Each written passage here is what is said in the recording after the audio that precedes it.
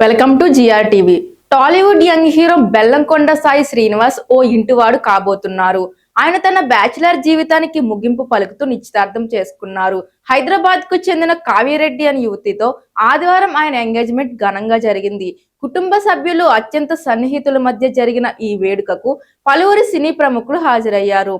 దర్శకుడు బోయపాటి శ్రీను, హీరోయిన్ సంయుక్త మీనన్ హాజరు కాబోయే జంటను ఆశీర్వదించారు.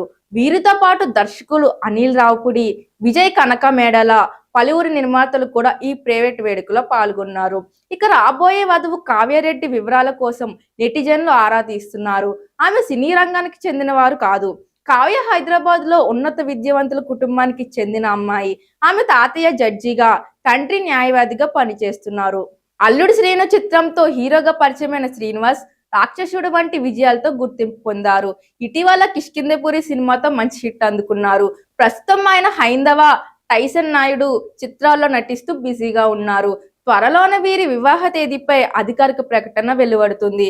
అభిమానులు ఈ జంటకి విషెస్ తెలియజేస్తున్నారు.